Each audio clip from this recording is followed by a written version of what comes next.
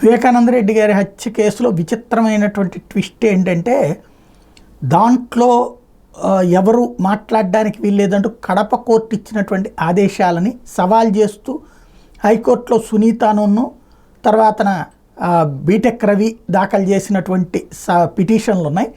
Same time అదే కోర్టులో దస్తగిరి వేసిన పిటిషన్ ఏదైతే ఉందో, దస్తగిరి ఏమని వేసాడు పిటిషన్, అదేది ఎక్కడ మాట్లాడకూడదని, దాని మీద ఎన్నికల సంఘానికి ఒక పక్కన కోర్టు ఆదేశం ఇచ్చేసింది హైకోర్టు.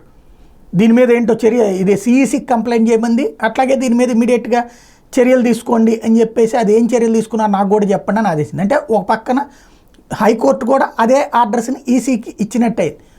ఇప్పుడు అదే కేసు మళ్ళీ వీళ్ళు ఛాలెంజ్ చేసినట్టుంది. అంటే రెండు వేర్వేరు పిటిషన్లు అయినాయి అనమాట. ఒక పిటిషన్ మీద ఆర్డర్ వేసింది, అదే హైకోర్టులో ఇప్పుడు వీళ్ళిద్దరు పిటిషన్ వేశారు. దీంట్లో నాట్ బిఫోర్ మీ అంటే నేను ఈ కేసును విచారించను, ఇంకెవరి ముందన్నా పెట్టండి అన్నటువంటి కాన్సెప్టు రావడం అన్నటువంటిది సంచలనం సృష్టించింది. సిబిఐ కోర్టు ముందు పెండింగ్లో ఉన్న మాజీ మంత్రి వైఎస్ వివేకానంద రెడ్డి హత్య కేసు గురించి మాట్లాడొద్దంటూ కడప జిల్లా కోర్టు ఇచ్చిన మధ్యంతర ఉత్తర్వులను సవాల్ చేస్తూ టీడీపీ నేత బీటెక్ రవి, వివేక్ కుమార్ నర్రెడ్డి సునీత్ దాఖలు చేసిన వ్యాజ్యాల విచారించి న్యాయమూర్తులు జస్టిస్ ఆకుల వెంకట శేషసాయి, జస్టిస్ న్యాపతి విజయల ధర్మాసనం తప్పుకుంది. ఈ వ్యాజ్యాలను ప్రధాన న్యాయమూర్తి పాలనాపరమైన అనుమతితో మరో ధర్మాసనం ముందుంచాలని రిజిస్ట్రీని ఆదేశించింది.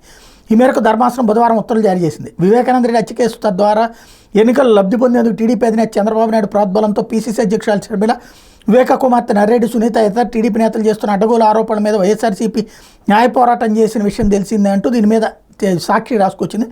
ఇందులో భాగంగా వివేక హత్య కేసు విషయంలో తప్పుడు ఆరోపణలు దుష్ప్రచారం చేయకుండా చంద్రబాబు, లోకేష్, షర్మిల, సునీత, పవన్ కళ్యాణ్, బీటెక్ రవిలతో పాటు ఆ పార్టీల కేడర్ను ఆదేశించాలని కోరుతూ వైఎస్ఆర్ జిల్లా కోర్టులో వైఎస్ఆర్సీపీ పిటిషన్ దాఖలు చేసింది. ఈ వ్యాజ్యం మీద విచారించిన జిల్లా కోర్టు వివేక హత్య కేసు సిబిఐ కోర్టు ముందు పెండింగ్లో ఉందని, అందువల్ల ఈ కేసు గురించి ఎవరు మాట్లాడొద్దని చంద్రబాబు, షర్మిల, సునీత, పవన్ కళ్యాణ్ తదితరులను ఆదేశిస్తూ ఇటీవల మధ్యంతర ఉత్తర్వులు ఇచ్చింది.